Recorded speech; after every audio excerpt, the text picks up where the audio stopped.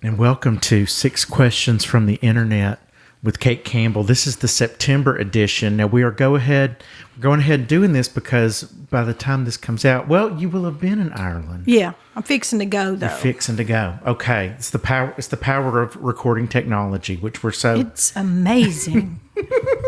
Reminds me of your song, Strangeness of the Day. We talked about Marconi. That's right. Which I don't think we've talked about on this. Somebody asked about Strangeness of the Day. I want to talk about the science and technology record that was Monuments. Yeah. But this episode, the September episode, is dedicated to Dan and Jan Brown. So we asked for y'all to send in some questions, and y'all just went nuts, and we love it. So we thought, hey, why not an entire episode? The Dan and Jan Brown episode, and I know them from way back. So... Okay, so here we go. The first question from Dan and Jan Brown. At what age did you realize you were a good storyteller? I don't know. I just think it's just like the songwriting and the music and everything. I just always did that.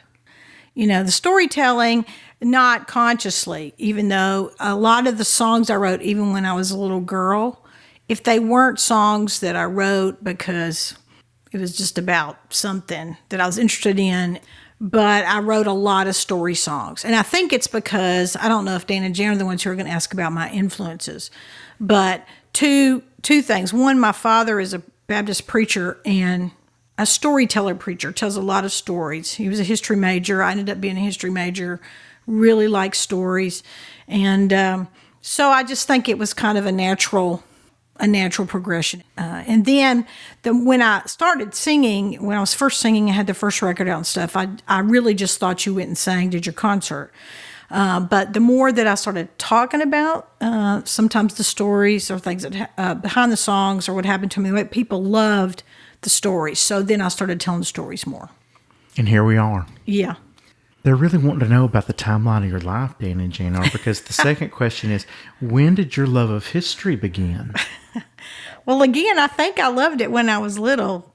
My dad was a history major. My dad, important, like I remember the summer that was not that much of a fun summer because I'm from basically Nashville. Most people, I don't know if they know that or not, but I've spent most of my life in Nashville. My father's side of the family, we've been here since the late 1700s. So Nashville's really my home. I loved stuff like I remember when I was a brownie, or my dad took us, we went to the Andrew Jackson house. This was a normal thing. I was a brownie and a Girl Scout, went to the state capitol. In fourth grade, you do the Tennessee. And I just always loved stuff like that. I really think that's because my daddy loved stuff like that. Yeah. So it just came down in your family. Yeah. I could see that. My grandfather was that way. And my mom never met a plaque by the side of the road she didn't love. Which as a kid drove us crazy. Yeah, that's right. We'd try to distract her if we saw one. Right. On vacation. Now that's just a brick. That don't have nothing on it, right? Okay. Our next question from the Dan and Jan Brown collection. Mm-hmm. I love it. Do you realize how much you teach non-Southerners about the South? Through your writing, you really lay open kind of the inner workings of what goes on down here or has gone down. Yeah, I don't think I started out again that way. I think even when I was a little girl, I didn't know that I was doing this, but songwriting became a way for me to have a conversation about stuff I didn't always get. Even when I was a little girl, sometimes it was about stuff at church, whatever. That's kind of what the songwriting, so it was this way to have a discussion. So it really started out with my own interest.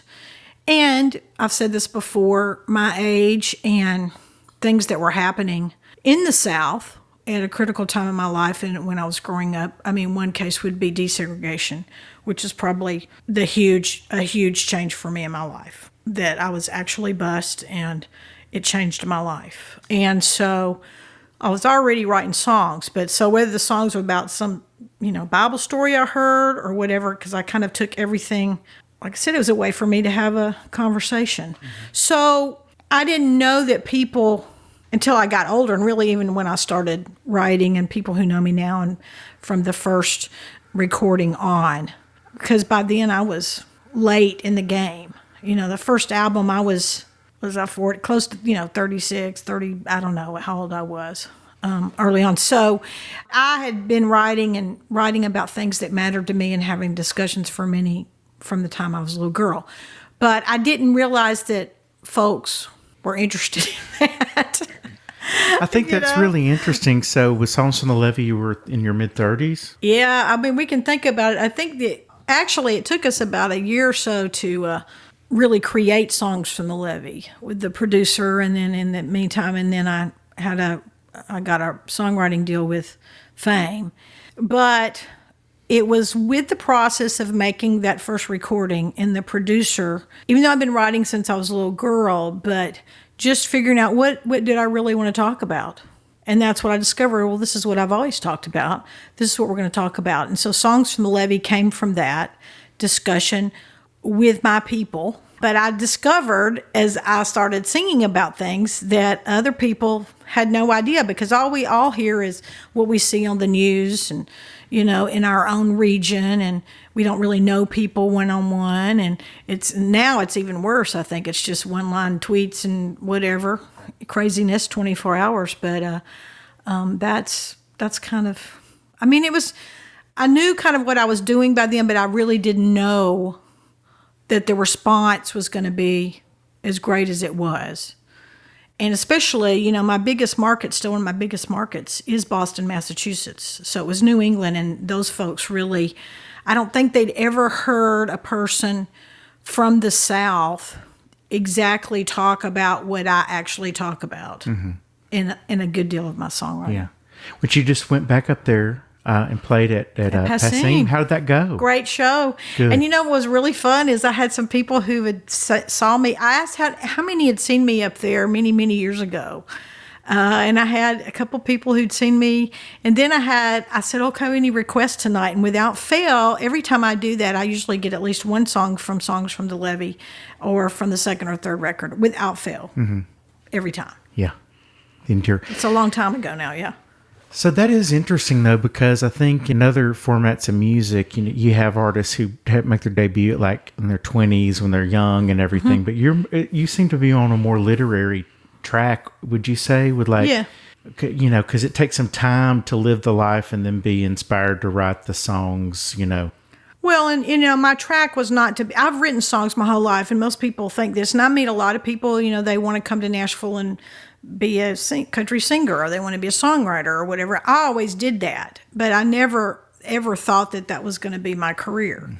Mm-hmm. I'm a trained historian. That's what I consider myself to be. So, okay, let's see. Dan and Jan Brown have a question. Is this the third or fourth one?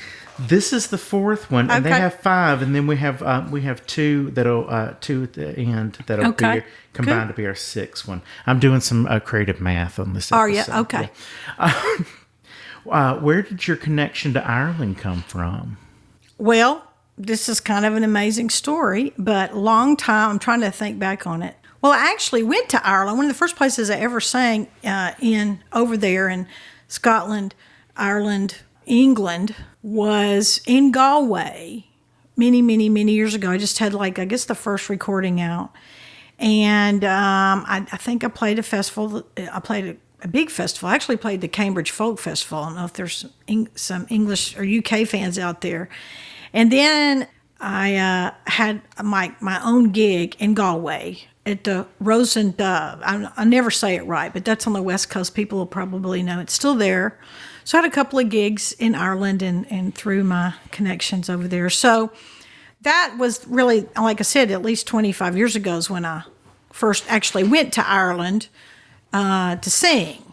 Then, because of the radio and stuff like that there, and because I think basically the song Crazy in Alabama, there was a radio guy, and he played it all the time. They still play it in Ireland a lot. They play Crazy in Alabama. And so there was a guy named Tom who had this vision with another singer-songwriter from the States named John Smith. And he wanted to start an Irish trip company where a singer-songwriter like myself, our fans would have the opportunity to go. And I was early on, John and Tom started the company. And then one of the very first trips was a girl named Vicki Belanoski and her partner Tom. They lived down in Texas. Longtime fans of mine, again, from early on. They had house concerts, which we're going to talk about in other episodes. They had house concerts at one point. And they were really my fans from early on. And they went on the original trip that Tom and John did. And then Tom was trying to think, well, what other singer-songwriters might want to do this? And Vicki said, well, Kate. And he goes, you know Kate Campbell. And because he loved the song Crazy in Alabama. And so they called me on the phone and I said, sure, it'll be fun. Yeah. So now I've probably been... So now the company's grown and grown. Tom unfortunately passed away, but Patty and another guy, they kind of own the company now, Innisfree. But it's all based on other people like me and a lot of my friends now. They take people, and the whole premise is we see the historical. We drive around. We're basically in the West Coast, which is the traditional music part, and still the language is spoken over there, and we hear music. Sometimes we have private concerts.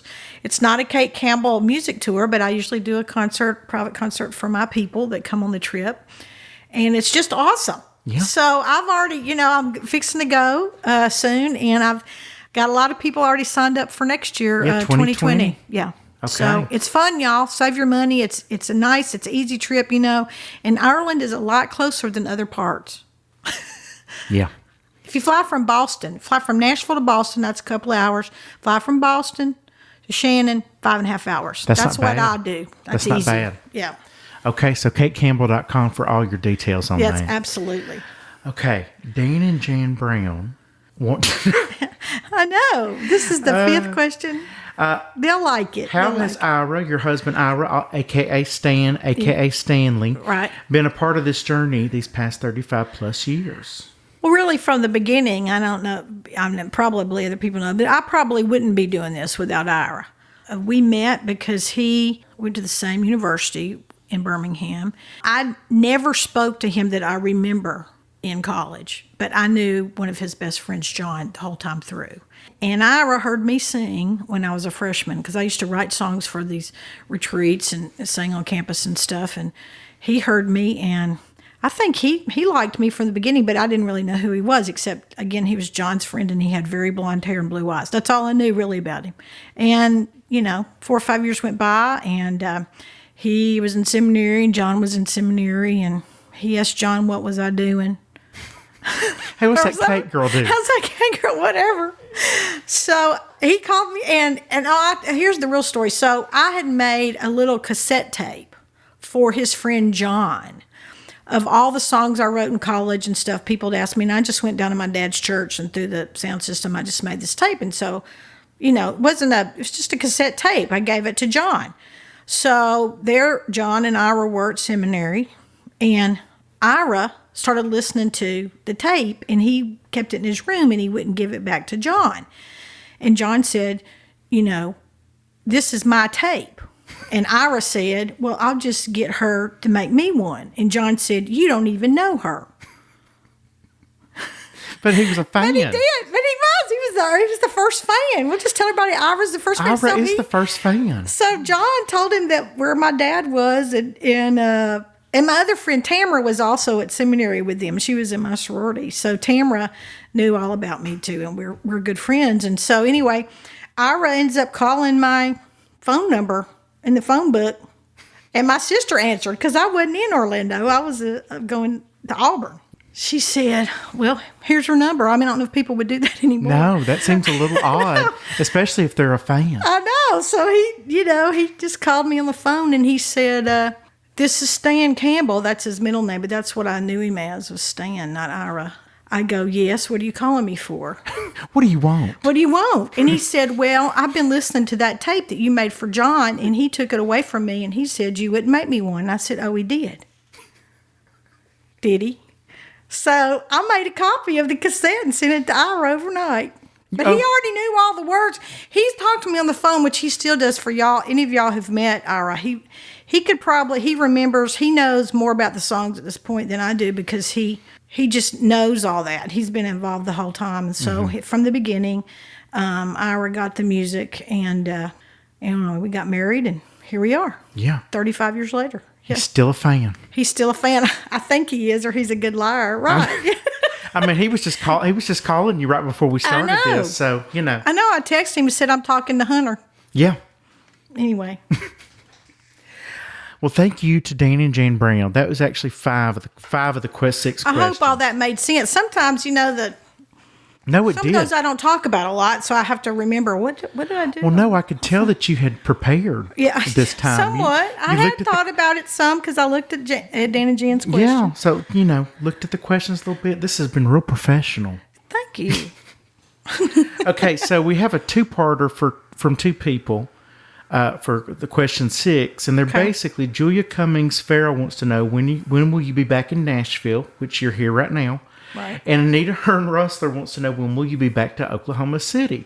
So basically the question is, when will you be playing in my town? And I think this leads quite nicely into another conversation we're going to be having about how to host a house concert. If you love Kate and love her music and you want to see her in concert, then there's a way for you to actually have her in your home and invite your friends over. Right. And not everybody likes to do house concerts, but they're very suited to me. Yeah. I love them. I don't mind them at all. It's a good way for you to invite your friends, your family, even if they haven't heard me. And a lot of people who've had house concerts, they really increase my fan base. And also, it's very difficult now. They all know, the world is 24-hour, all kinds of stuff. But even here in Nashville, I usually play the Bluebird at least once a year, sometimes twice. It might be an in the round. There are very few places left, even in big cities, that even when I started 25 years ago, there were several clubs or church clubs that they would have, depending on the city, that a person like me, I could book maybe twice a year. So I might go to the Blue Door in Oklahoma City, which is still one of my favorite places, one of the first places I ever played. But to consistently go, I don't have a bus, I don't have a bus driver, I'm my own person, and I love to do what I do. But the clubs are going, even Passim, for instance, it's still there amazingly, and it's a historic club. You have to book those, pretty far out to get, even on the Bluebird, you gotta say, okay, is this date open? And it could be 2 or 3 months ahead of time. And a lot of those places don't hold more than 100 people. So there's just, you can play them maybe once a year. You have to book them far out. And then if I don't get anything on the way between here and Boston, then it's a long drive. Yeah. And not a lot of money. I don't have a bus driver. Yeah. So house concerts, alternative, church coffee houses. There used to be even more of those. I love doing those. It's a venue. Anybody, obviously, any place I play, everyone is welcome. So this is not a hoity-toity thing or whatever. But I still say that when I started 25 years ago, there's probably twice as many folk clubs, singer-songwriter clubs, church coffee houses, probably than there are now. In the South, there has always been fewer than say, the Northeast or the East Coast, just because we're the South. So we got tons of country, straight country. We got tons of, rock and roll. We got tons of blues and tons of gospel. But as far as venues, like I said, kind of singer-songwriter, besides the Bluebird and some other places in Nashville that are still songwriter places, there's not a lot out there. And we've got more people in the game, which is super duper. But it's really difficult for me to play even, say, Nashville, Oklahoma City, more than, say, twice a year. Yeah. So be looking for this coming up soon. We're going to be telling you everything you need to know about hosting a house concert. Right. Which I love to do. It suits me well. I'm fun. I promise I'm fun. Everything you always wanted to know, but maybe you were afraid to ask or hadn't thought to ask. Right. And that's right. And the thing is, at house concerts, I tell the stories, and everybody. Sometimes people bring food, and it's whatever. It's just a great night. Okay. Well, so be looking for that. And thank you so much for these great questions, mostly to Dan and Jane Brown this episode. Thanks, y'all.